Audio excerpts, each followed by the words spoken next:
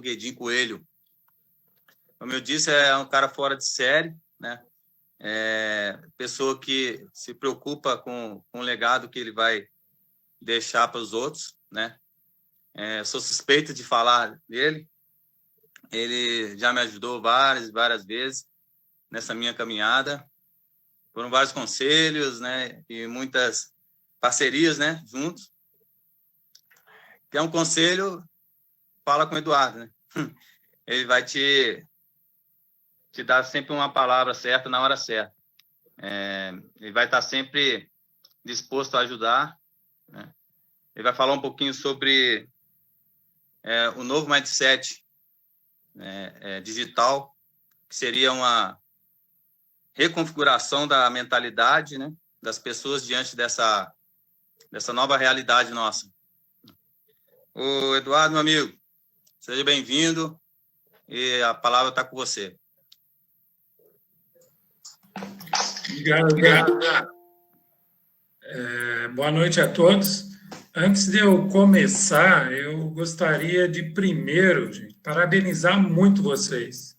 Quando o Dantas me falou dessa iniciativa de vocês e perguntou, pô, você pode ir lá participar com a gente? Eu falei, lógico, é um prazer, porque é muito raro no nosso país e eu tenho muitos anos de jornada aí de trabalho, de professor, né? Essa iniciativa de vocês, tá? Vocês, por conta própria, dedicarem um tempo para conversar, debater e para aprender. Eu acho que a única saída que a gente tem realmente é a educação. A educação liberta e a educação é o único caminho, ela traz todos os outros. Tem um dramaturgo espanhol, que é o Frederico Garcia Lorca, que ele diz assim: conhece-se a cultura de um povo pelo seu teatro. E aí eu queria começar por aí pelo seguinte: o Sapiens não foi a única raça que existiu, né? Nós tínhamos outros. Por que a gente sobreviveu? Isso é o Harari que diz.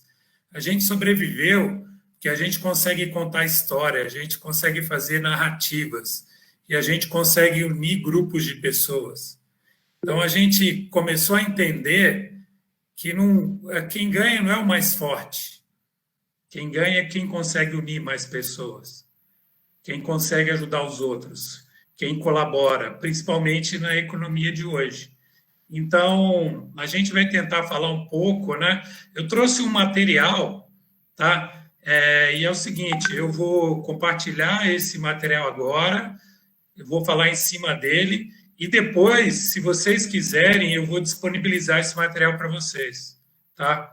Para vocês ficarem com ele aí. Se for útil para alguma coisa, né? Espero que seja, ele é de vocês, tá? Então, é com muito carinho, com muito prazer que eu estou vindo aqui. Eu acho que muita coisa que eu vou falar hoje pode não ser novidade para vocês, mas o que eu vou falar hoje é sempre bom a gente estar ouvindo mais vezes, né? E é o seguinte, eu tenho comigo o seguinte: apesar de vocês estarem num campo universitário, eu ser professor, eu estou mudando a minha mentalidade, né, o meu mindset, e é o seguinte: não existe mais professor e aluno. O que existe hoje é curador, e a gente precisa pôr isso na cabeça. Então, vão existir pessoas que vão propor temas para que sejam discutidos e debatidos, porque a evolução e o tempo está tão rápido que eu posso estar aqui na posição de estar falando para vocês e ter alguém desse outro lado aí que conhece até mais que eu. E aí, quando a gente abre um diálogo, a gente começa a fazer o seguinte: o mais importante são as perguntas, não as respostas, né? Então, a gente tem que aprender a como a gente questiona, como a gente pergunta as coisas e como a gente se interessa por tudo que está acontecendo na vida e no mundo da gente. Então, eu vou projetar aqui, vamos lá, né? A tecnologia vai me ajudar aqui.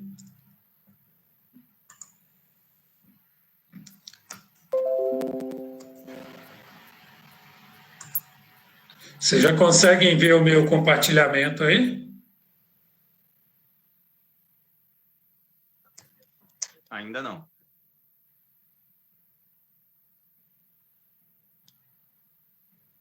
Já apareceu?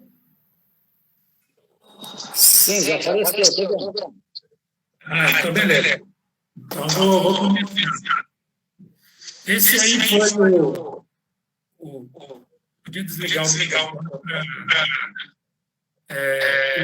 Esse aí foi o convite que o Dantas fez, né? O Dantas, além de meu amigo, o Dantas é um artista, né?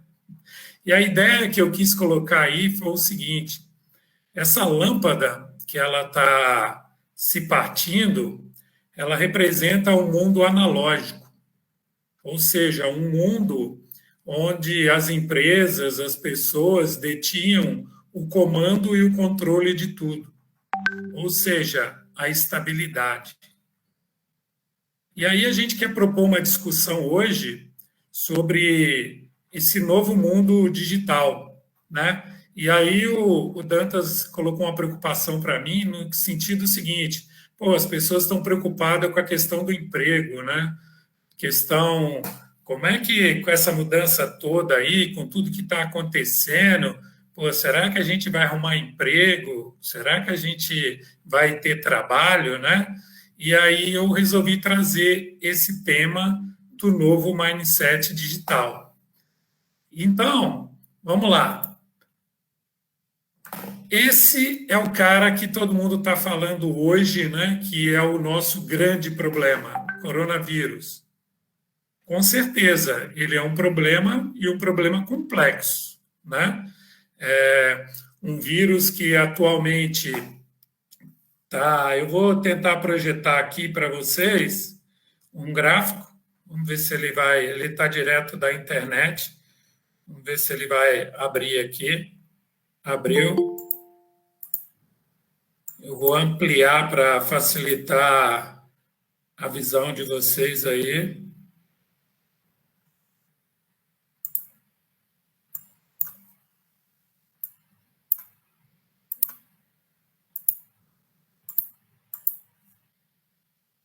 Vamos lá.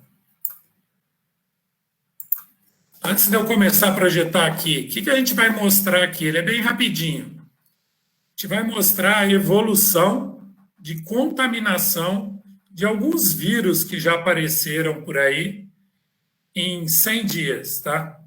Então vamos lá, vamos ver essa evolução aí.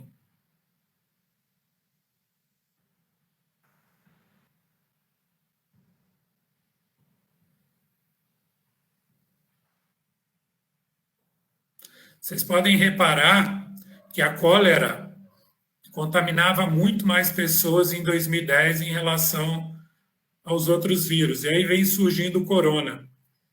Então vocês podem reparar a velocidade de contaminação que ele traz em relação aos outros vírus, né? Então nós vamos chegar aqui no final de quase lá 60 dias, 50, agora temos lá 70, estamos chegando a 100 dias.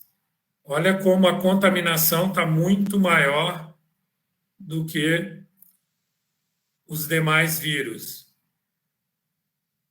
O que eu quero trazer com esse gráfico?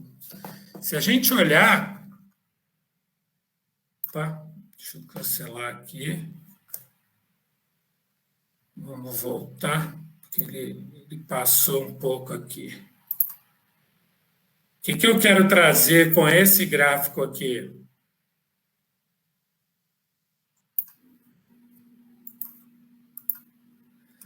Que nós temos uma contaminação enorme no coronavírus, nós temos um risco muito grande, é um vírus totalmente desconhecido, mas esse não é o nosso grande problema. Ele é um dos problemas que a gente tem hoje, né? E ele, como vírus, veio simplesmente acelerar todo um processo que já vinha acontecendo. Então, nós vamos ver agora no próximo slide, que é muito interessante. Olha a quantidade de vírus que já existiram até hoje.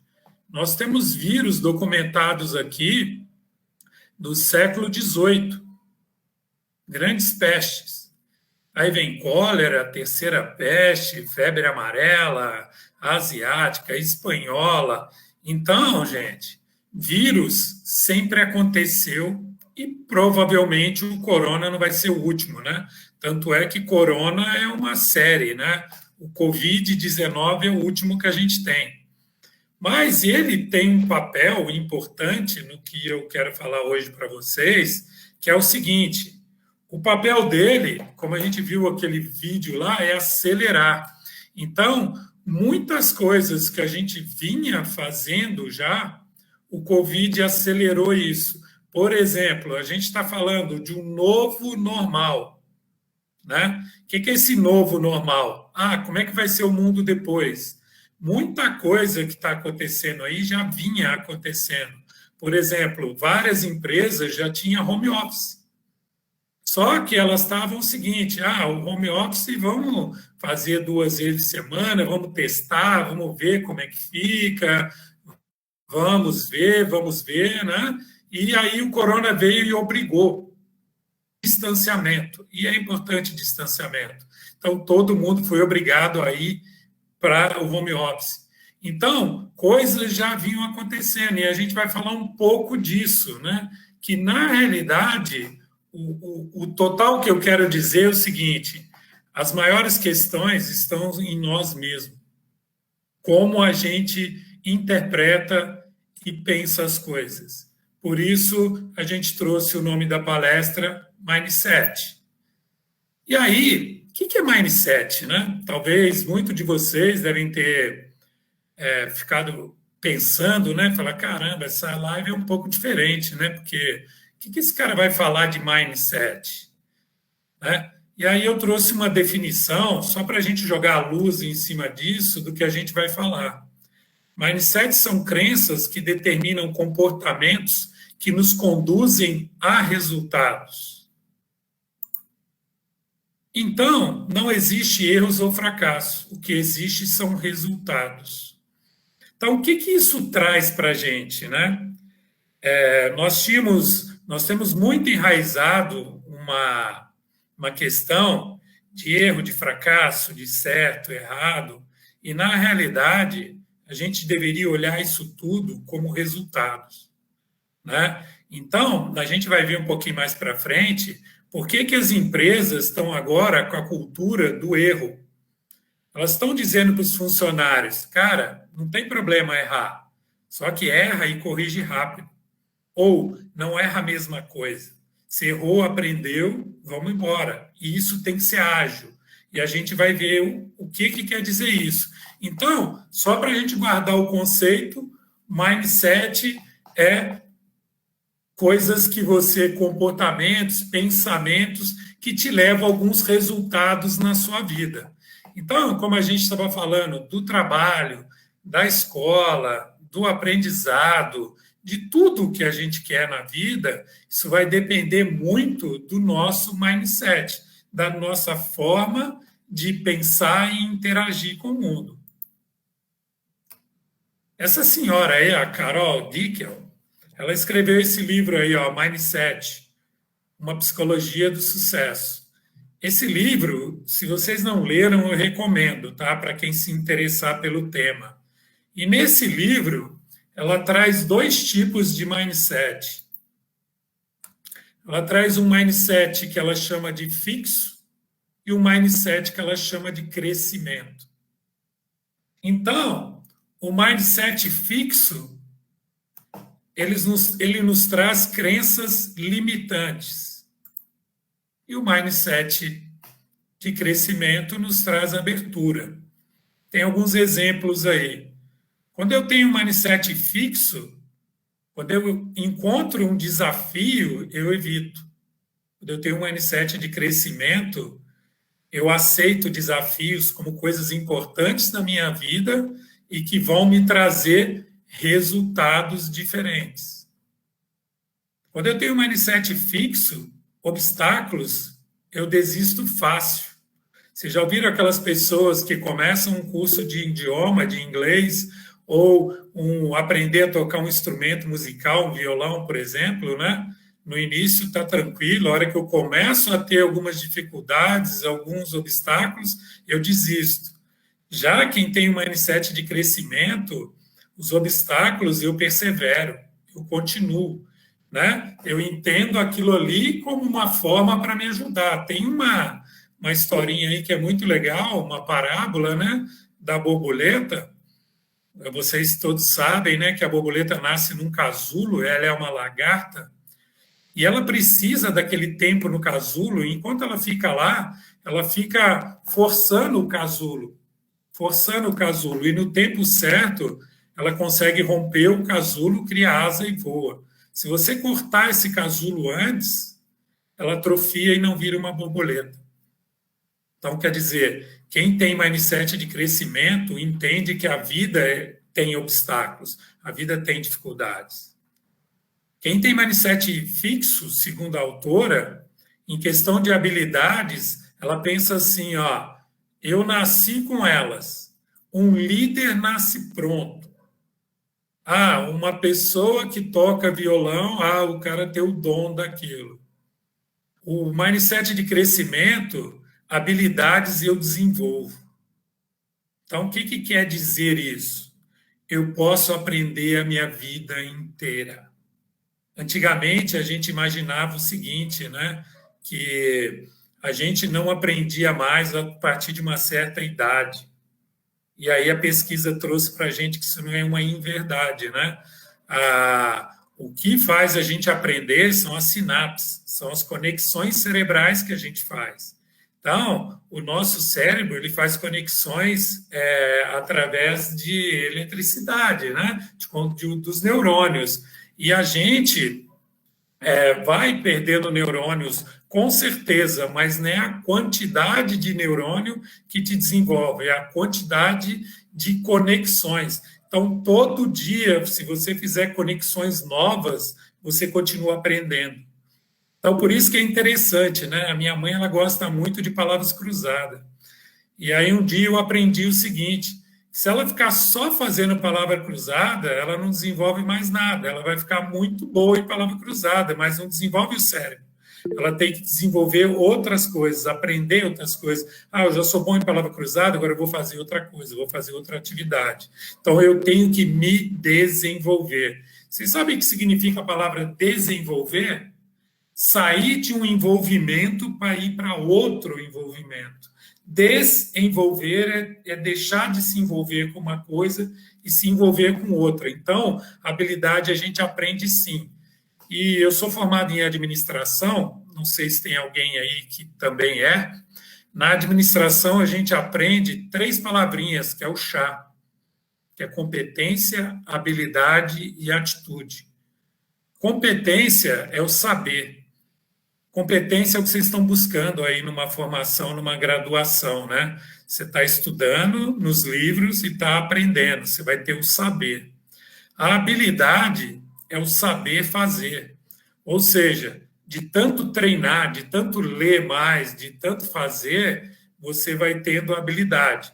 Por exemplo, o Rogério Ceni, não sei se tem alguém de São Paulo, tem algum São Paulino aí, o Rogério Ceni era um goleiro artilheiro por isso. Depois que terminava o treino, que o time todo ia embora, ele ficava 3 horas treinando bater falta e pênalti. Né? Então, ele treinava uma outra habilidade. E a última e mais importante, que é o azinho do chá, que é a atitude. A atitude é a ação. A gente costuma falar em curso de empreendedorismo que uma ideia só não vale nada. A ideia só é importante junto com a ação. Então, a gente precisa ter ação. Principalmente hoje no Brasil, né? A gente precisa ter muita ação, a gente precisa ter atitude. Então, a atitude vem de mindset de crescimento, das pessoas que entendem que a gente se desenvolve a vida inteira. Falhas no mindset fixo, não sou bom nisso. eu sempre olho e falo, caramba, isso aí eu não sou bom, não vou nem entrar, não vou nem falar, não vou nem discutir isso, porque eu não sou bom, porque senão eu vou falhar, né? Agora, no mindset de crescimento, eu aprendo com elas. Eu aprendo que quando eu falho, na realidade, não é um problema isso, né? Eu só aprendi uma forma que não deu certo, um resultado que não foi bom, mas eu posso aprender com esse resultado e ter um resultado melhor. Então, lá na Mercedes, onde eu trabalho, a gente costuma falar sempre da cultura de melhoria contínua. Não é que está ruim, está bom, mas eu posso melhorar, né? Então, esse é um mindset de crescimento. No mindset fixo, sucesso alheio eu vejo como inveja. Nossa, mas pô, aquele cara lá, já viu? Para uns até o boi da leite, né? A gente fala aqui, né? Para uns tem a sorte, nasceu virado para a lua. E enquanto o mindset de crescimento é o contrário, o sucesso alheio me inspira. Quais são as pessoas, vocês já pararam para pensar, que te inspiram? Quais são as pessoas que você quer ficar perto? Quais as pessoas que te trazem crescimento?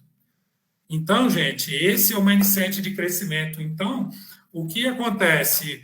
O que vai trazer resultados para você na sua vida é o tipo de crença limitante que você tem ou a mente aberta que você tem para o que está vindo.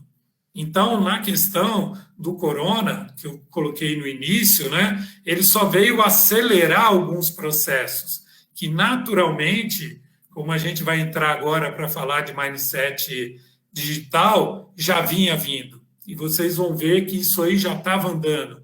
Tudo que a gente está olhando o que está acontecendo hoje no mundo empresarial, no mundo acadêmico, isso já estava acontecendo faz tempo. Ele somente foi acelerado. E quem está lá preso no mindset fixo, na estabilidade, às vezes vai ter mais dificuldade para entender esse novo momento que está surgindo do que tem um mindset de crescimento e entende isso como desenvolvimento, como oportunidade. Então, dentro desse mindset digital, eu vou trazer algumas coisas que estão fazendo acelerar. O mindset digital quer dizer o quê? Quer dizer que a gente está saindo daquele analógico, muitas vezes do físico, estamos indo para o mundo digital, o mundo da internet, o mundo das conexões, o mundo do algoritmo, o mundo da inteligência artificial, né? O mundo da agilidade. Então, tem alguns fatores que estão contribuindo para isso. Eu quero trazer alguns aqui para a gente depois bater um papo sobre eles. Então, o que acontece hoje? Enquanto o mundo está em declínio, né, que está mudando, por exemplo, hoje, nesse momento, vocês não conseguem ter aula presencial, né?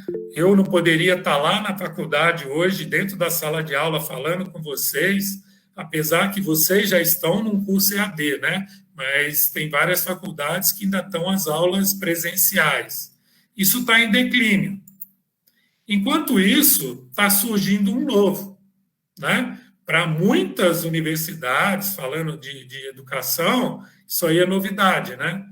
Inclusive as federais estão se adaptando agora, né? Eles estavam muito devagar no EAD.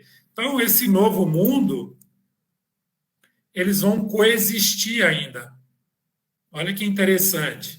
O que causa estranheza para nós, e às vezes uma certa dificuldade, que os mundos coexistem.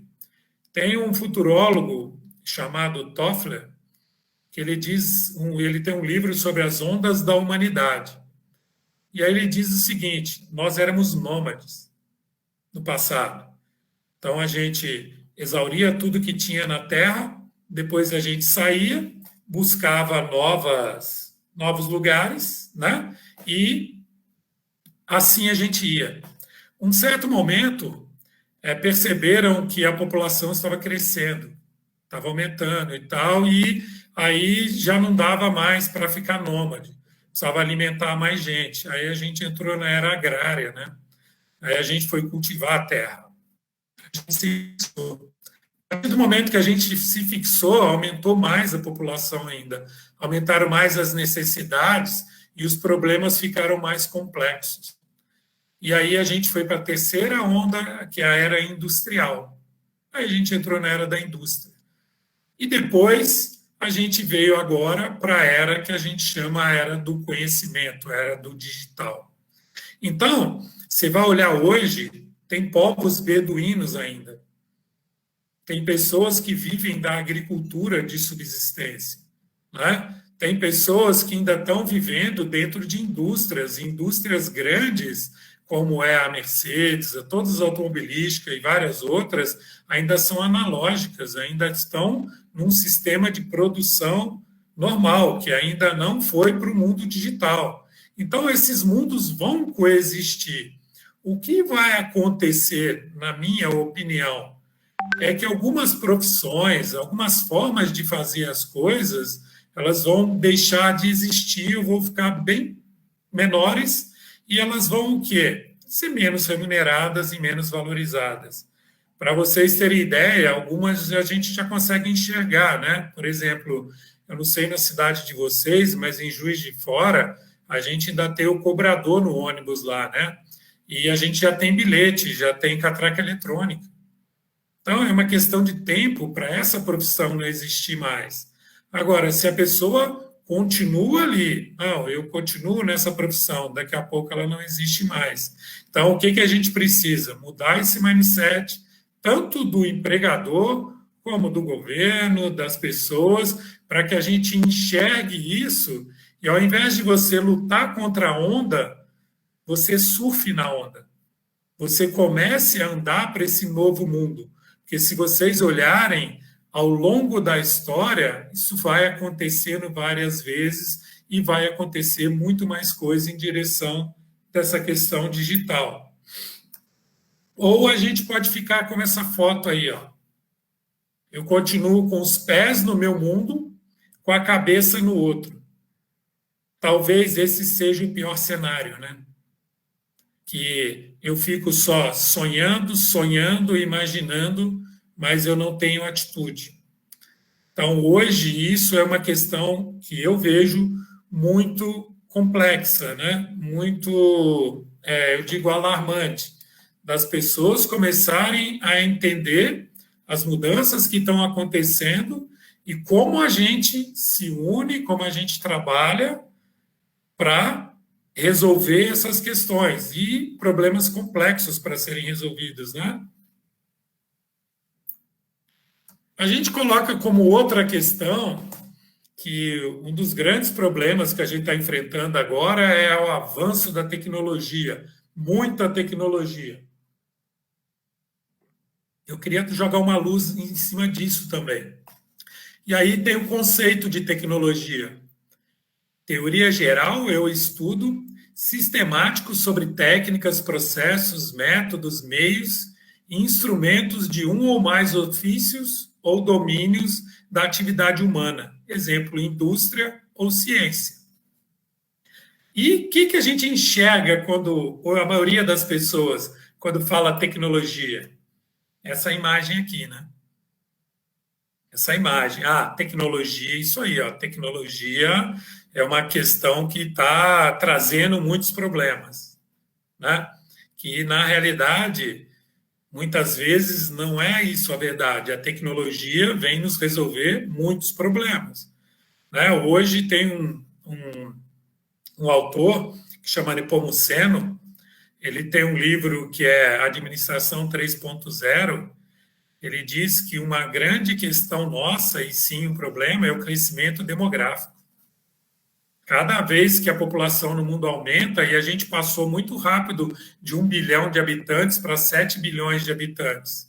E aí, a gente, com isso, começa a ter problemas mais complexos. Se a gente não tiver tecnologia, a gente não soluciona problemas complexos. Então, a gente precisa saber utilizar bem a tecnologia, administrar bem isso. E aí a gente vai ver que sempre houve tecnologia. Então, vamos lá. Nessa lâmina, eu tenho a primeira revolução industrial, que foi no século XVIII. Na primeira Revolução Industrial, nasceu a máquina a vapor. Isso aí é tecnologia. Eu mudei a forma, a maneira de fazer. Usei uma técnica nova. No século XX, veio a segunda Revolução Industrial, né? Com tecnologias que permitiram navio a vapor, grandes avanços, bens de consumo. Pois eu tive a terceira Revolução Industrial e agora a quarta Revolução Industrial. Em todas elas foram caminhadas com tecnologia. Então, a gente costuma achar que tecnologia é coisa muito nova, coisa de outro mundo. E não, tecnologia é simplesmente você mudar o processo e ter uma técnica nova para fazer. E isso a gente precisa sim, e precisa sempre. Tanto é que, pela primeira vez, a ciência está conseguindo muito rápido uma vacina para a Covid, pelo uso de tanta tecnologia. Então, a tecnologia é uma coisa que a gente precisa saber usar e precisa que as pessoas entendam e cada vez sejam mais capacitadas, como eu estava falando no início. Quem é a base, o pilar disso? Educação. Através da educação, através de pesquisa, através de ciência, a gente vai resolver problemas que a gente tem mais complexos, inclusive resolver problemas na área social, que talvez é uma questão que o Brasil tem que encaminhar urgentemente. E aí eu queria trazer uma outra coisa que está trazendo essa questão do digital, essa aceleração, que é um cara que talvez vocês conheçam na sociologia, com certeza vocês já devem ter ouvido falar, que é o Zygmunt Bauman, né? Que é um sociólogo, e que ele tem essa frase aí, ó: estamos em movimento, mesmo que fisicamente estejamos imóveis. A imobilidade não é uma opção realista, num mundo em permanente mudanças. Então, às vezes a gente costuma dizer, né, a única certeza que a gente tem é que tudo vai mudar. E aí a referência é essa, né, que quando ele diz de mundo líquido, é que as coisas estão se liquefazendo. Aí eu trouxe um material aqui, que eu vou passar bem rapidinho, uma outra hora, se vocês quiserem, a gente conversa em detalhe deles, ou depois nas perguntas, mas é esse material aqui, ó.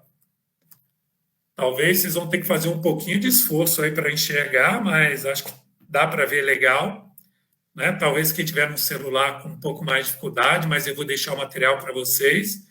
Que a gente diz de um lado esquerdo, um mundo sólido, e do lado direito, o mundo líquido, que o Bauman tanto descreve nos 24 livros que ele escreveu sobre esse tema. Ele tem temas sobre mundo líquido, amor líquido, sociedade líquida e assim vai. Então, na base de tudo, vocês veem embaixo aí, estão as narrativas que eu disse para vocês. E as narrativas do mundo sólido era o mundo cartesiano, era o mundo de Descartes, de Bacon, né? Era o mundo da verdade. E aí, no mundo líquido, a gente já começa a ver sociólogo, psicólogos, pesquisadores num outro lado, numa questão mais humana, numa questão mais das pessoas no centro, que traz essa liquidez, mais abertura.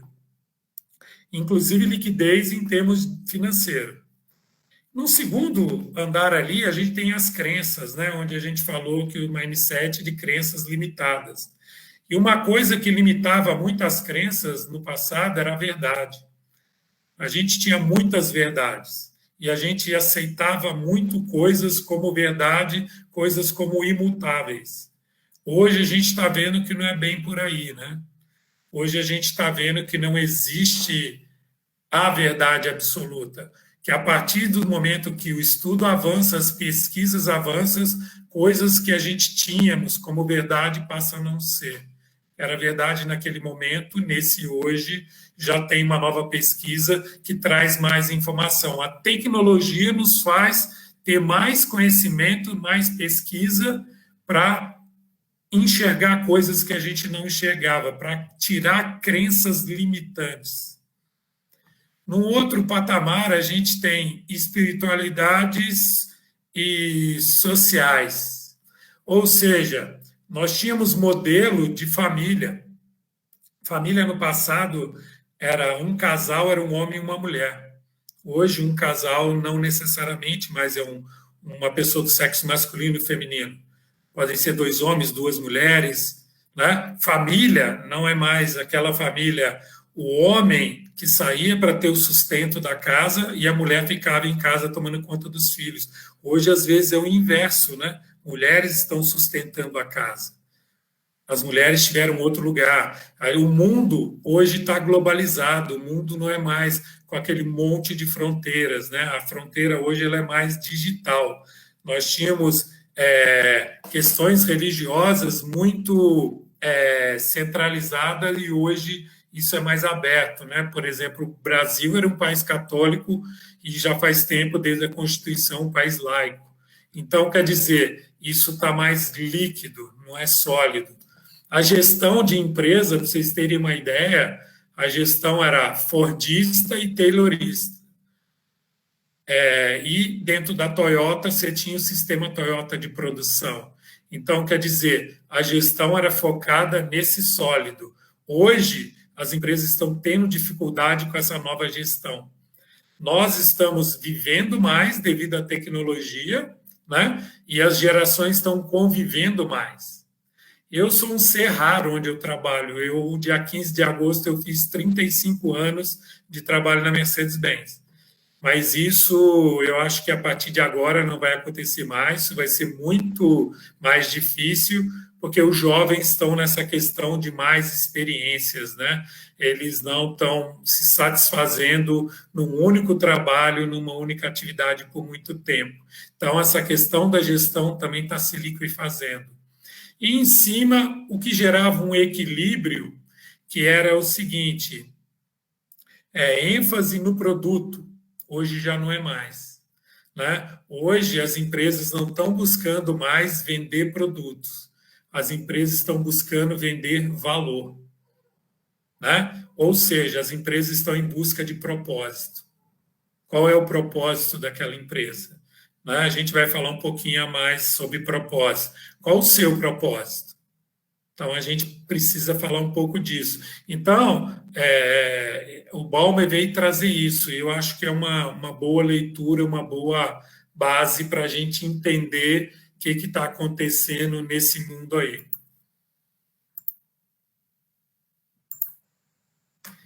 Uma outra coisa que a gente está ouvindo muito, que acelerou tudo isso, é o VUCA. E no Brasil a gente está falando MUVUCA. O que é a MUVUCA, né? MUVUCA é o seguinte: é o mundo que vivemos hoje.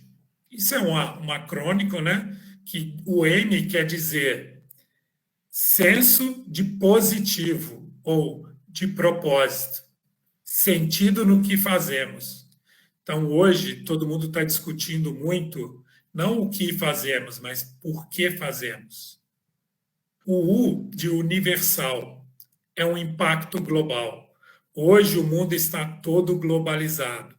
Né? Tudo que acontece no mundo inteiro, eu fico sabendo agora no meu celular. Eu consigo ir para qualquer lugar do mundo. Então, eu consigo importar produtos, eu consigo... que um problema no mundo, por exemplo, o Covid, novamente, que veio na China, aconteceu na China, em rapidinho, menos de um mês, ele espalhou para o mundo inteiro. Então, hoje a gente está sofrendo um impacto global.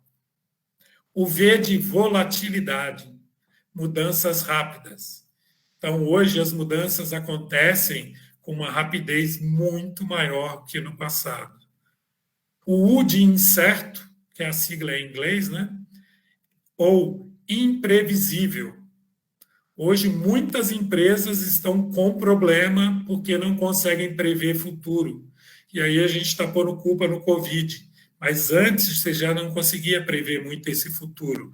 Empresas que estavam com questões de planejamento muito longe, hoje estão repensando essa questão toda devido a essa velocidade que está trazendo essa imprevisibilidade.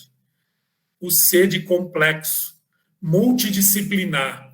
Ou seja, as empresas hoje estão buscando, se vocês olharem na internet, tem muitos cursos sobre complexidade, problemas complexos. Como eu resolvo problemas complexos? Como eu resolvo problemas com várias respostas, com várias necessidades? Né? Então, quer dizer, essa multidisciplinaridade está trazendo complexidade para os problemas que antes, quando eu não tinha toda essa velocidade, não tinha toda essa globalização, eu tinha problemas menores.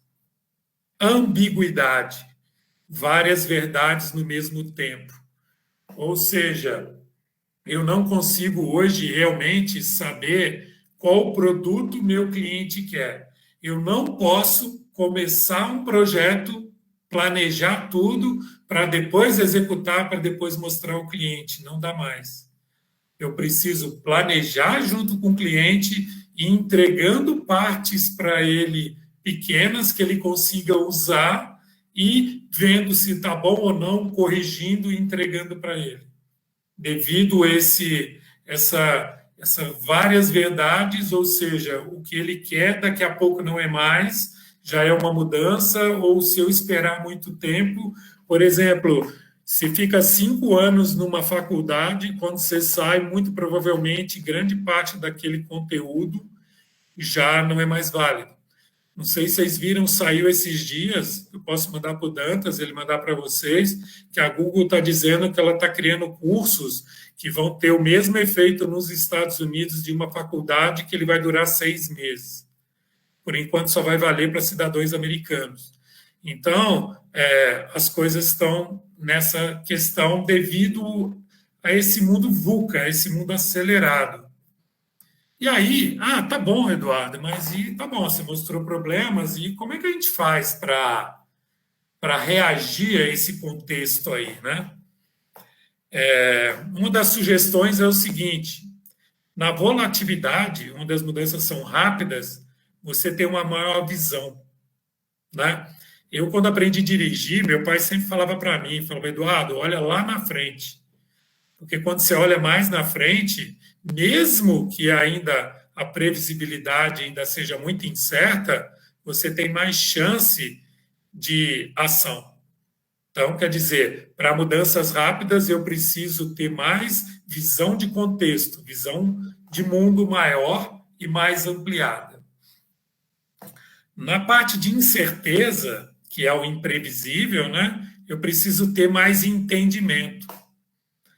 Eu tenho muitas vezes medo das coisas por não conhecer. É incrível como você olha e fala assim, as pessoas têm muito medo de cobra, né? A gente tem a ideia, a crença limitante da cobra como serpente, até questão bíblia, né? Quem tem religião cristã e tal, você tem medo, mas os caras trabalham no Butantan com cobra como aliada para fazer antídoto. Por que o cara não tem medo? Porque ele conhece, ele entende, ele estudou aquilo. Então, é o seguinte, para reduzir incerteza, a gente precisa de entendimento e de conhecimento, né? Então, a gente tem que buscar cada vez mais isso. Na complexidade, que é o multidisciplinar, a gente precisa mais clareza. O que é clareza? A gente precisa ter mais transparência. A gente precisa ter as coisas mais limpas, mais claras e mais abertas, né? Então, no passado, empresas discutiam estratégias no board, lá em cima, na pirâmide. E depois colocava para as pessoas executarem, elas não sabiam nem o que elas estavam fazendo. E em ambiente complexo, não tem como. Né? Com problema complexo, você tem que ter especialistas para esses problemas. E você tem que ter clareza e que objetivo você quer encontrar. E isso você só consegue quando você deixa tudo claro para todo mundo. Hoje as empresas estão usando a questão do tudo na parede, tudo, né, transparente, com todas as informações para todo mundo, para que eu consiga trabalhar com problemas complexos, porque se eu ficar colocando debaixo do tapete, vai ser muito pior. A ambiguidade, que é as várias verdades ao mesmo tempo. A agilidade, que é o que eu estava falando antes, né? Hoje já tem tecnologias, tem um livro que chama Scrum, talvez vocês já tenham visto, que ele fala sobre metodologia ágil que nasceu na TI. Né? Nos Estados Unidos, eles criaram para agilizar processos de TI, de tecnologia da informação, devido ao mindset digital, devido ao mundo digital. Então, a TI precisou acelerar. Então, ela criou essa metodologia ágil, que ela é rapidamente, basicamente, o seguinte: você pega o que você tem que fazer, entende com o cliente o que você tem que fazer, você cria uma coisa que chama backlog, ou seja, todas as atividades que você tem que fazer do problema, divide em sprints. Sprints são partes pequenas do problema que você vai ter grupos para resolver com datas prévias, com toda uma sequência de resolução, fazendo rápido, mostrando para o cliente rápido, corrigindo e indo para frente. Então, quer dizer, essa é a agilidade. Então, hoje a gente não pode perder tempo. Né? Hoje a gente tem que ser mais ágil. E aí, às vezes, ser ágil não quer dizer ser o mais rápido, mas ser o mais assertivo. Então, quando eu tenho maior visão, mais entendimento, maior clareza, eu sou mais ágil e mais assertivo. Então, essa é uma forma muito interessante de reagir a esse mundo VUCA. E aí tem um outro detalhe: as pessoas hoje estão preocupadas com emprego. Eu recebo muitas pesquisas sobre emprego, pessoas perguntando, querendo falar sobre emprego, né? E, na realidade, a gente não tem que falar mais sobre emprego. A gente tem que falar sobre trabalho. O emprego ele vai cada vez reduzir, porque no emprego, muitas vezes, a gente faz papel das máquinas. A gente faz atividades das máquinas. No meu trabalho, o Dantas e o Alexandre trabalham comigo, a gente tinha quase 400 pessoas numa área de montagem bruta, que é solda, da cabina do caminhão. Hoje nós não temos nem 200, porque a gente automatizou tudo, porque aquele tipo de trabalho dava muita lesão, muito afastamento por acidente de trabalho, porque as posições não eram ergonômicas. A gente substituiu o homem pela máquina, e tem que substituir. Trabalho de máquina é para máquina, o homem foi feito para atividades mais nobres. Né? A gente é muito importante para isso. Então, o que acontece? O trabalho ele não está necessariamente vinculado a um emprego. E eu acho que cada vez mais a gente vai ter o PJ, as pessoas jurídicas que vão trabalhar mais com propósito e com entregas dela. Em startups, em qualquer coisa que você quiser trabalhar. Né? E cada vez mais a gente vai ter emprego e estabilidade. Né? Isso é uma visão, não é uma verdade. Tá? Propósito, né? Para a gente ser bem rapidinho, eu já estou quase acabando aqui. Tem esse livro que eu indico para vocês, que é do Joy Raymond, que ele fala de propósito, e ele diz o seguinte: essa capa desse livro aí, ele é um axioma de Aristóteles. Então, na parte azul em cima, são as necessidades do mundo. E a parte de amarela são os talentos que você tem. Né? Então, na interseção dos seus talentos e da necessidade do mundo, ali está seu propósito, ali está sua vocação.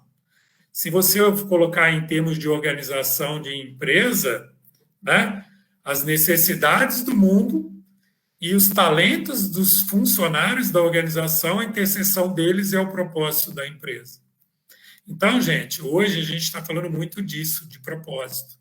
E aí eu queria trazer algumas 6 frases que o Joy Raymond fala no livro dele, que define propósito para a gente, né? Então, eu vou compartilhar com vocês agora. As 6 ações valiosas de propósito. Eu coloquei dessa cor aí porque eu acho que são regras de ouro para o propósito. Primeiro, propósito não é o que te tira da cama no meio da noite, é o que te faz sair da cama pela manhã. Então, o que te gera insônia, o que gera problema à noite, o que te gera preocupação, não é propósito. Você precisa procurar mais seu propósito. Propósito é aquilo que te faz levantar de manhã e falar, pô, é isso que eu tenho que fazer. É para isso que eu nasci, é isso que eu tenho que buscar.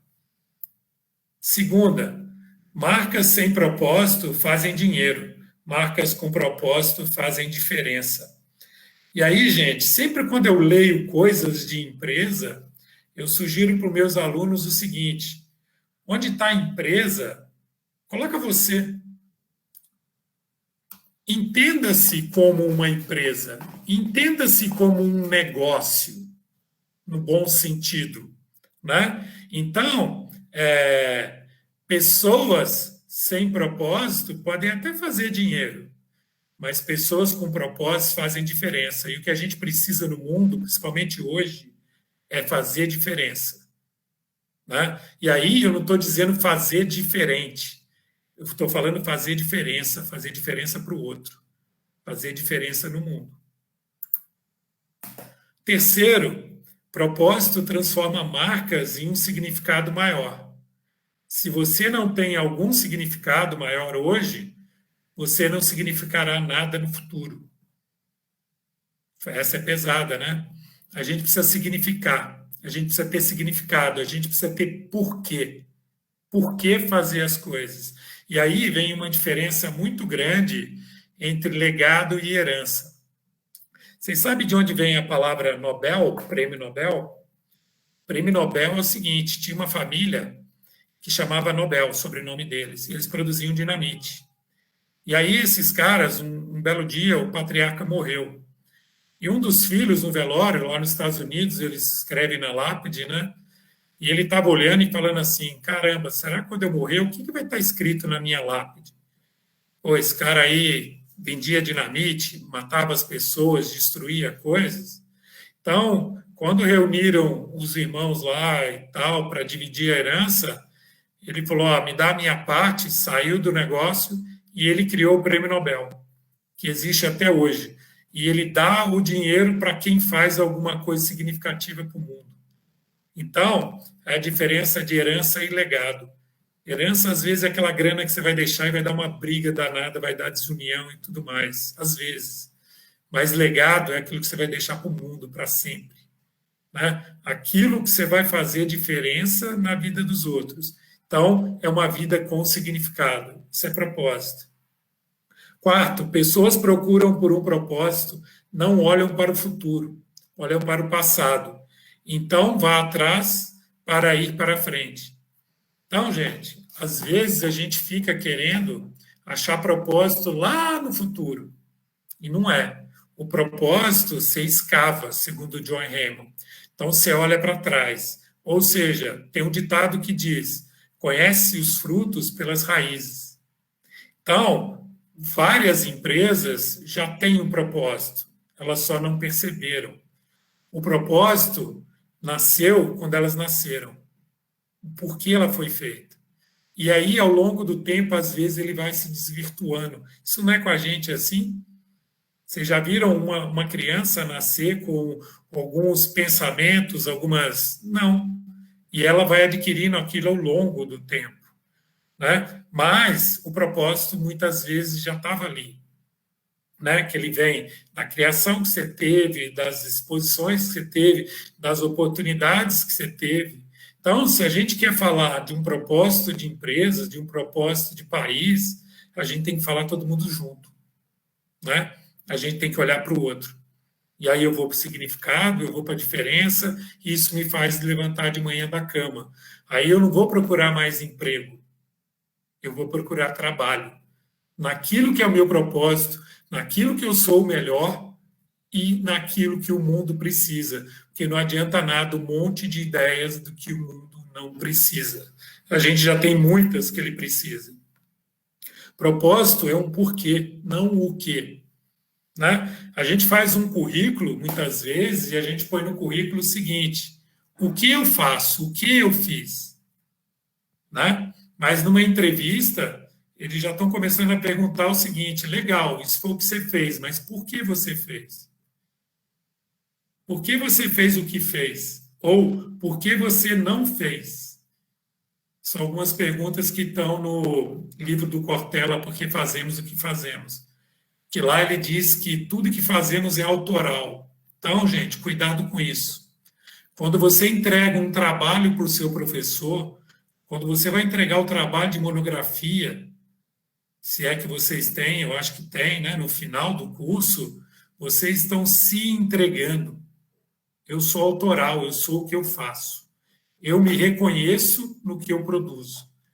Então, todo dia eu tenho que me perguntar por que eu estou fazendo. Não o que eu estou fazendo. Às vezes o que eu estou fazendo não é nem relevante. E o sexto, nunca se case com alguém que não é amigo do seu entusiasmo. Né? O sentido casar é figurado. Não se aproxime de alguém que não é amigo do seu entusiasmo, porque ele vai te sugar. Ele vai tirar esse brilho no olho que você tem. Ele vai tirar esse entusiasmo. Ele vai tirar esse porquê que a gente está aqui, eu, vocês, numa terça-feira à noite, nesse horário, todo mundo sem ganhar nada, discutindo um assunto que vai trazer significado para a gente. Então, quer dizer, se una a pessoas e contem para as pessoas o seu entusiasmo. O que te dá entusiasmo? O que te faz levantar de manhã da cama? O que é seu propósito? E para o novo normal aí, duas palavrinhas que eu acho que são fundamentais. Cooperar, né? Eu adoro o Museu da Manhã. O Dantas já foi mais de 50 vezes comigo no Museu da Manhã. Depois vocês pedem me contar a história do Museu da Manhã para vocês. E no Museu da Manhã tem uma frase que é muito interessante, que ela diz o seguinte: cooperar para competir. Quem não sabe cooperar, não sabe nem competir, tá? E a gente precisa de cooperação hoje. Um cooperar com o outro no seu propósito, naquilo que ele é melhor, né?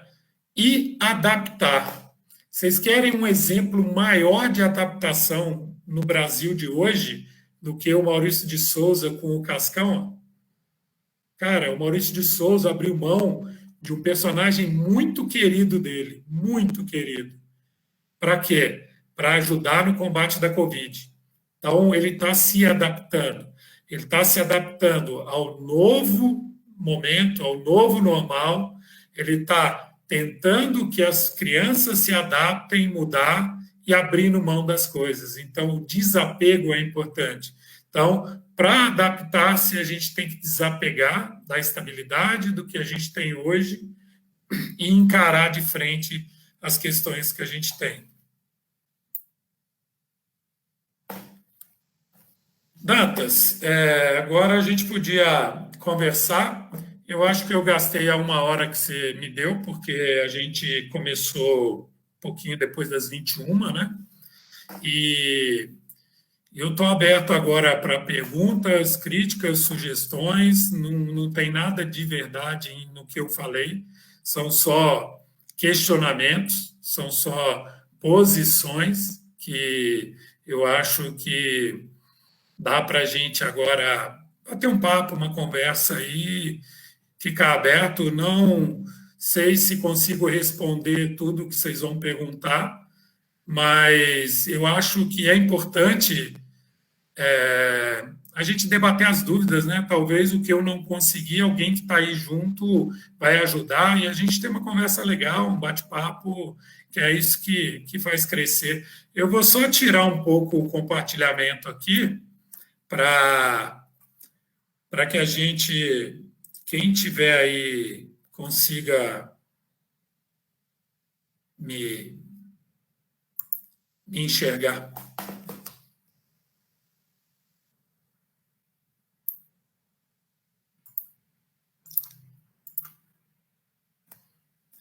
Beleza? Estou à disposição de vocês.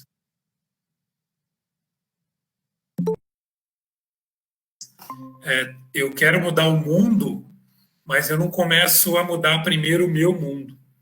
Então, eu acho que uma coisa que hoje a gente pode aqui ter um pouquinho de certeza é o seguinte: locus interno e locus externo. O que quer dizer isso? Eu tenho que saber onde eu consigo mudar, né? E aí eu começo dali.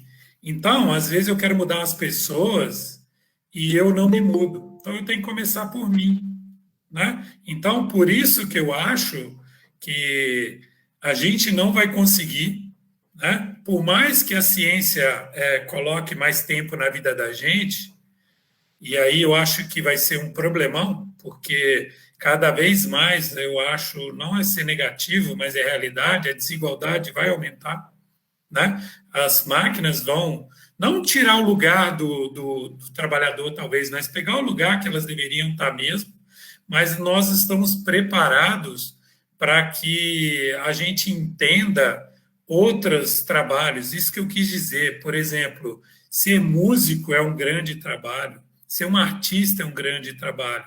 Inclusive, no Brasil, isso hoje a gente não valoriza, né? A gente não se preocupa. Então, quer dizer, a relação, você disse muito bem, do capitalismo ela é mal resolvida, e isso aí eu falo sempre nos lugares que eu vou. Nós vamos ter mais problemas sociais, sim, com o caminho que a gente está tomando. Mas eu acho que um caminho que eu busco para mim é o caminho do seguinte, cara, eu posso me melhorar um pouquinho. Eu posso mudar o meu mindset e tentar mudar, ajudar o outro, né? Você falou que é católico, eu também sou. Então, é o seguinte, eu aprendi um negócio no mundo católico que é assim, ó, eu me caso não para me santificar, mas para santificar a minha esposa. Não existe amor em si, o amor é sempre no outro. Mas para que eu ame o outro, eu preciso ter ele dentro de mim. Então, quer dizer, eu acho que um primeiro passo é a gente começar a entender o seguinte, cara, dá para eu mudar. Aí eu mudo o que está perto de mim, eu começo a me mudar, aí eu começo na sociedade que eu estou perto. Tem várias pessoas, né, que querem ser chefe na empresa, mas tem muita oportunidade de exercer liderança numa comunidade de bairro, num clube, numa igreja, em vários lugares e não faz. Né? Então, às vezes, a gente está buscando soluções, você falou muito bem, criando soluções para problemas que eu não devia ter, necessidades que eu não devia ter. E o mais simples eu não estou fazendo. Então, eu posso ter tecnologia, eu posso ter tudo isso, mas eu preciso ser simples, as coisas precisam ser simples. E aquilo que eu mostrei, a gente está indo para um mundo complexo.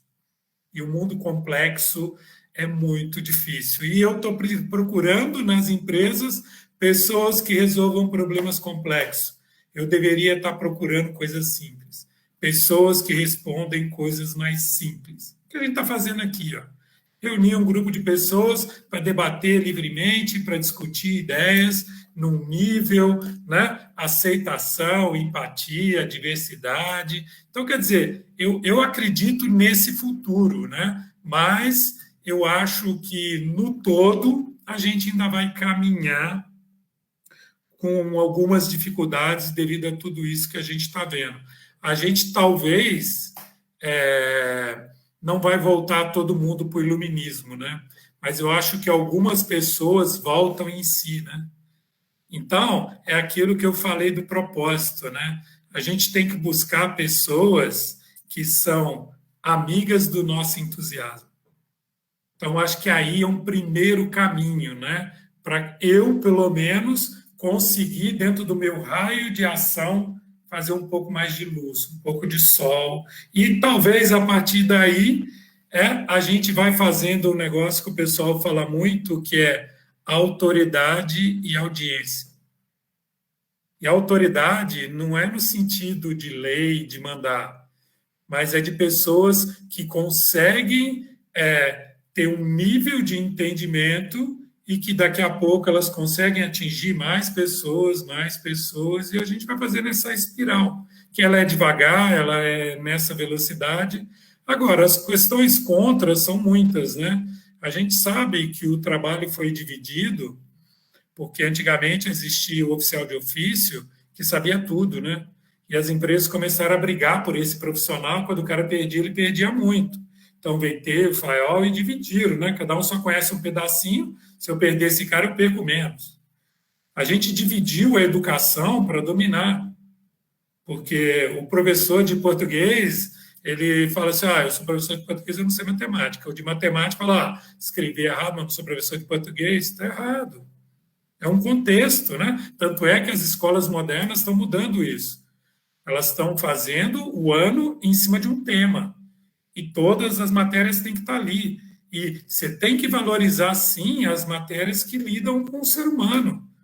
No Museu do Amanhã tem uma área muito grande dedicada a uma parte que chama,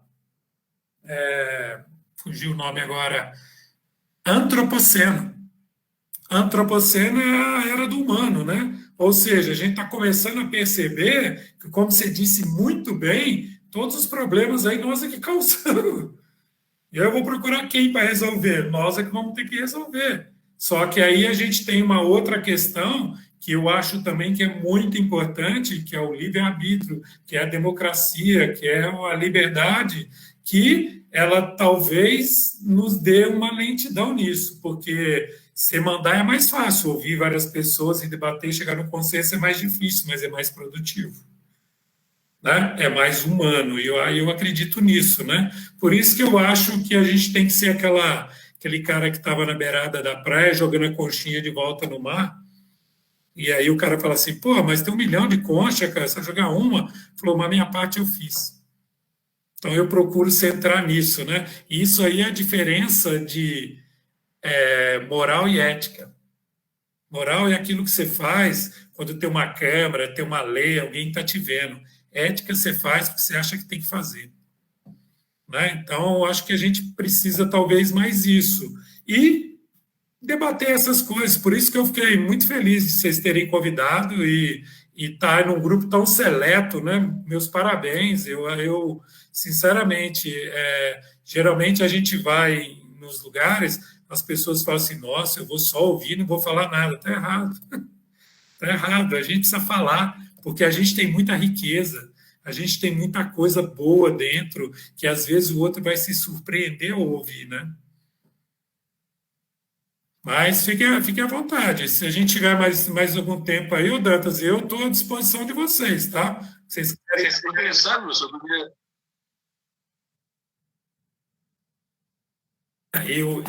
Diante a incerteza são aqueles 4 pontos, né? Eu tenho que ter mais visão, ouvir mais pessoas de qualquer lado, né? Eu tenho que ter essa abertura. E um negócio que o Cortella diz, que também é muito legal, que é assim, né? Eu hoje sou a melhor versão que eu tenho com as condições que eu tenho hoje até ter condições de ser melhor. Esse é o pensamento, esse é o mindset de crescimento, né? E é isso que eu quis trazer, porque todo o resto que a gente discute, eu não posso afirmar certeza de nada, mas eu também não sei quem disse para a gente que a gente tem que viver num mundo de certezas, né? Talvez foi porque a gente foi para um lado do mundo muito cartesiano, né? E as questões do ser humano foram deixadas para lá. Talvez hoje a gente ache que é mais difícil porque essas outras questões, a sociologia, a psicologia e outras questões estão podendo ser discutidas, né? Isso é muito bom, né? Já é um grande avanço. Então, eu acho que é por aí. Agora, isso é problema complexo, né? Porque você pode deixar que tecnologia, que o resto, quem está lá fora vai fazer e vai querer te vender. Agora, nós temos que pensar os problemas tupiniquins nossos, as questões nossas que a gente precisa resolver, que são questões complexas, né, nesse termo, mas com soluções mais fáceis. Então, eu acho que um grande caminho é a gente começar a falar o seguinte, cara, beleza, teve um passado, teve erro, tá bom, mas vamos olhar para frente, vamos partir da agora. Tem uma laminazinha que eu tenho aqui, que está no backup, que é uma lâmina que tem um para-brisa de um carro grande e o retrovisor. Aí o cara pergunta assim, você sabe por que o para-brisa é maior do que o retrovisor? Que o que vem pela frente é muito mais importante do que o que ficou para trás. Então a gente traz muita mágoa, a gente traz muito rancor às vezes, né? E isso às vezes nos impede de ir para frente. Porque, cara, se você trouxer aquilo tudo e eu tiver que consertar, o próprio Papa falou, né? pô, eu reconheço que a gente errou, mas não dá para eu voltar, dá para eu fazer para frente. Então, são visões que eu acho que. E aí eu falei para o Dantas, né, uma vez, que são curso como vocês estão fazendo e outro, pena que às vezes a gente vai fazer depois, né? Igual eu não sou psicólogo, a minha esposa é. Eu falo, pô, quando eu aposentar, parar de trabalhar, eu vou fazer psicologia. Pô, tá errado. Eu já devia ter feito lá no início. Eu acho que a gente tinha que mudar a grade. Tem questões que a gente devia ter básico na escola, porque é isso que está faltando, né? E as coisas que a gente está vendo hoje, você abre o YouTube e está tudo lá, né? Isso que a gente está fazendo aqui não tem no YouTube, que é debater, discutir, trocar ideias, mas o resto tem lá. Está os vídeos todos gravados, tudo que você procurar está lá. E você assiste com pessoas que têm até mais informação, né? Só que eu acho que tem o outro lado, né? A gente, mesmo que a distância, a máquina não vai substituir essa questão da gente, né? Do tá olhando no olho, de estar com outro ser humano, que é isso que é o importante. O dia que a gente perder isso, né? O dia que, às vezes, as pessoas falam assim, eu vou começar a aula, eu pergunto para os alunos, por que você está fazendo RH? Aí a pessoa fala assim, porque eu gosto de pessoa. Eu falei, então você está no lugar errado. Porque você não precisa fazer RH para gostar de pessoas, você precisa gostar de pessoas sempre, né? A gente sempre tem que ter isso. Agora, você está fazendo RH por outra coisa, até porque RH na empresa não tem nada a ver com pessoas. O RH é uma área da empresa. Você trabalhou em empresa, você sabe disso. O RH é uma área para a empresa ter mais lucratividade, ter mais produtividade, né? E como ele lida com pessoas, ele trata as pessoas, mas não é porque se a gente conseguisse colocar um monte de máquina lá, não tinha mais nenhuma pessoa também no RH. Então, quer dizer, não vai fazer RH porque você gosta de gente. Você gosta de gente, cara, vai para o mundo. Você gosta de gente, vai falar com gente, vai ajudar onde você está, vai tentar melhorar as coisas, vai tentar pelo menos melhorar você, cara, ser um cara melhor. Que eu acho que por aí a gente já tem um grande passo para que eu acho que catalisa, sabe? As coisas vêm. E uma coisa que eu aprendi também, né? Eu estou tomando a liberdade que você falou, né? Eu aprendi na minha fé, que é o seguinte: a boca fala que o coração está cheio. A gente precisa encher o coração de esperança dessas coisas, o olho brilhar, né? Você fala assim, caramba, bicho, é isso aí, me fez pensar. Não é porque a gente não tem resposta, mas as perguntas podem nos fazer pensar, e a partir do momento que eu começo a refletir, eu começo a enxergar outras possibilidades, eu saio da caixinha. Eu vejo outro mundo. O Eduardo, Oi. só citar algumas coisas aqui que o pessoal colocou aqui no bate-papo aqui. A gente não quer só comida. No deserto de Sankofa, que é um pássaro africano, o pássaro está sempre olhando para trás. A leitura deste pássaro remete à frase: olhe para o seu passado e mude o seu futuro. O Eduardo também, seu xará aí, também comentou assim: talvez o caminho para abrir outros caminhos seja o mindset de crescimento. E ele também comentou aqui também que o topo da montanha é onde estão os meus pés. Eu gosto muito, né, de conversar contigo. Você sabe que a gente conversa bastante, a gente troca muita ideia. E uma dessas ideias que você falou comigo, uma coisa que você sempre fala comigo, né? E eu gosto de ouvir essa história quando você conta, do a gente ter que conhecer as pessoas, né? Se a gente quer mudar o mundo, a gente tem que conhecer as pessoas. Aquela historinha lá que você conta lá do pai que está ocupado e que o filho está enchendo o saco, aí ele vai lá, arranca uma página lá de uma revista.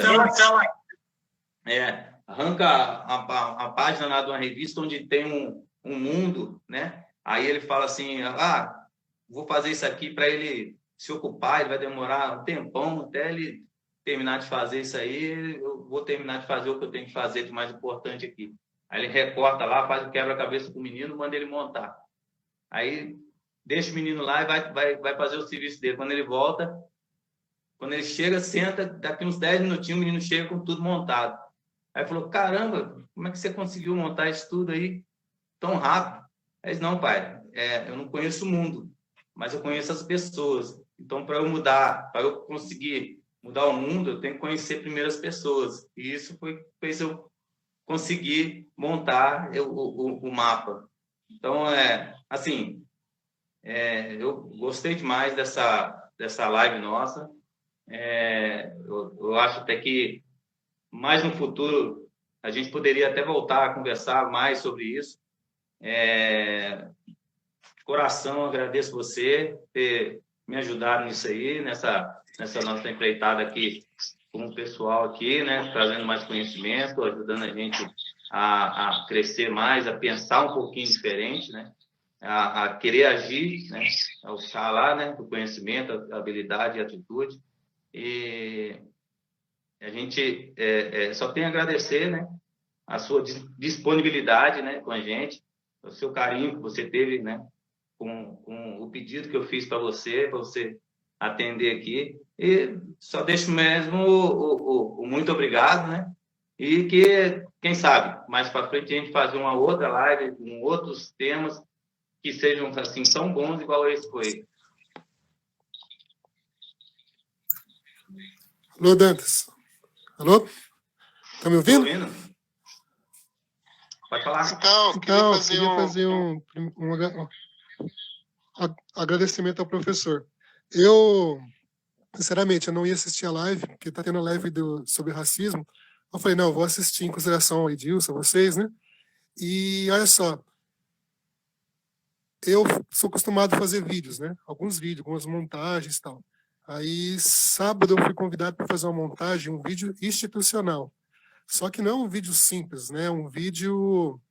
Inclusive, essa editora Sankofa, ela fez um contrato com uma empresa internacional. Sinceramente, eu estou meio tremendo, assim, falei, puxa, né? E a pessoa que contratou, não, que está negociando comigo, ela é bem exigente. E eu, sinceramente, durante agora o relato do professor, a palestra do professor, me animou bastante, viu? Me deu um ânimo, né? Me deu um ânimo mesmo, porque sabe quando você está meio assustado? Na minha cabeça, hoje eu fiquei pensando assim, o dia inteiro, assim, fazendo outros vídeos, né? Vídeos mais simples que eu estou acostumado a fazer. Fiquei pensando, poxa, eu tenho que conversar com o Adão. Adão é um colega meu de Campinas, que é profissional nessa área, sabe? Sabe aquele medo? Nem, sabe, nem tentei ainda. Na verdade, tinha as ideias, né? Já tenho uma ideia do que fazer, mas, sabe? Porque um institucional que vai rolar o mundo todo, né? Que essa editora tem contratos. Então, eu estava com medo. E essa palestra do senhor, nossa, foi para mim de grande valia, viu? Várias palavras, senhor. Infelizmente, eu não anotei, que eu tô aqui ouvindo, tendo que fazer algumas coisas aqui no quarto. Mas guardei aqui no coração, viu? Gratidão mesmo pela live. O pessoal está gravando, né? Eu vou querer assistir novamente. Gratidão a todos, viu? Boa noite a todos. Obrigado. Não se preocupa não que eu vou, assim que acabar, eu já disponibilizo para o Dantas o material, vocês vão ter o material aí para lerem, passar para frente e quando vocês quiserem recordar. Mas Dantas, eu agradeço muito e eu fico aqui também quando vocês quiserem me convidar para participar, ouvir e tal, eu também gosto muito, eu acho que é muito legal. Eu vou só compartilhar aqui rapidinho o finalzinho, que eu tenho aquilo que o Dantas estava falando daquela história.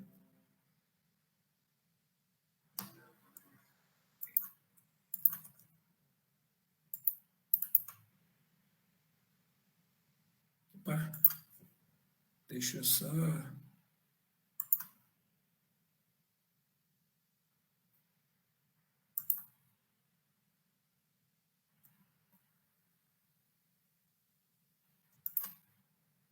Cadê a palestra? Estava aqui, ó.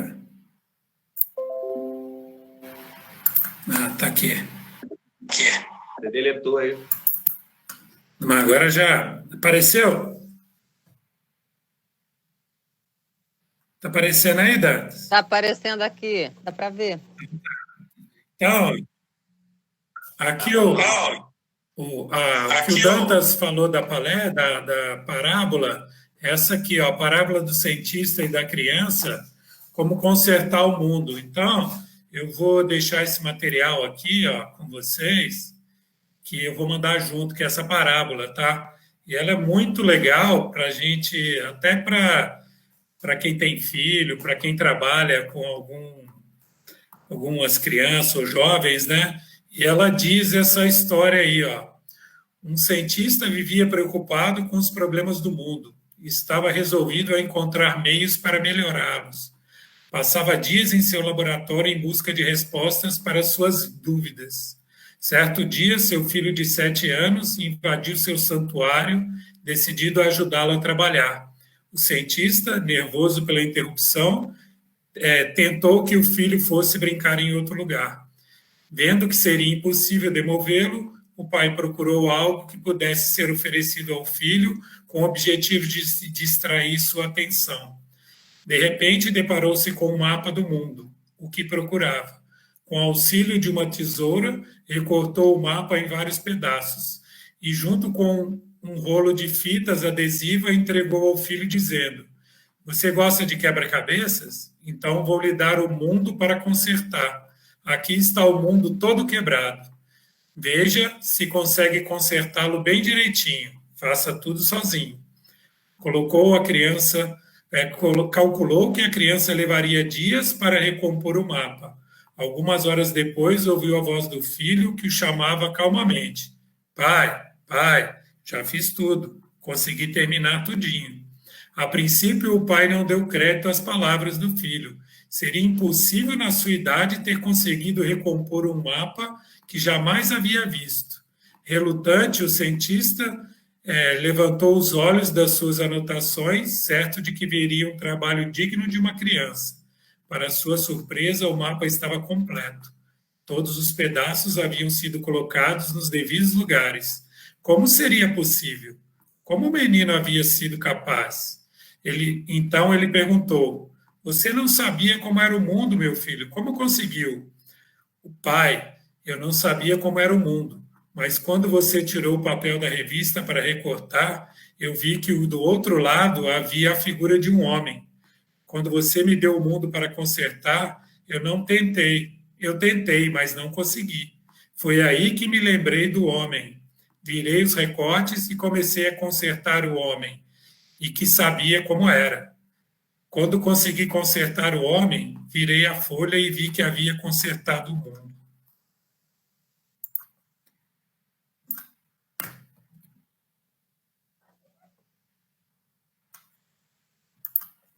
Acabei dando um spoiler aí, né? Então, gente, com essa história, eu termino dizendo o seguinte: eu não sei, o mundo tem muitas mazelas, mas eu acredito muito que ainda vale a pena pelo ser humano.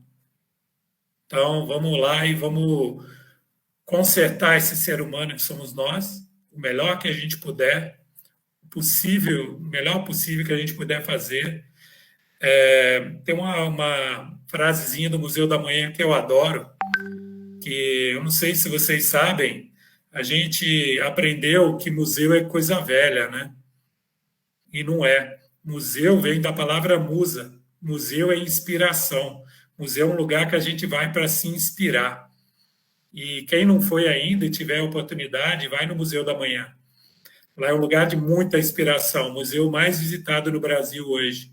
E lá tem uma frase que diz assim: "O amanhã é hoje e hoje é o lugar da ação." Então, eu não consigo fazer nada com o passado a não ser ressignificar, e o futuro não existe. Eu só tenho o presente, eu agora, né?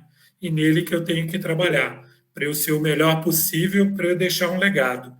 E eu espero que hoje eu tenha deixado um pouquinho aí de legado, uma coisinha pequena para vocês, que eu tenha ajudado. Já fiquei muito feliz aí do meu amigo ter dito que ajudou. Cara, já ganhei a semana, Fiquei muito feliz mesmo. E o Dantas tem meu contato. Quando vocês quiserem, precisarem de alguma coisa, ou quiser só bater um papo, agora vocês têm um amigo aqui para trocar ideia. Obrigado.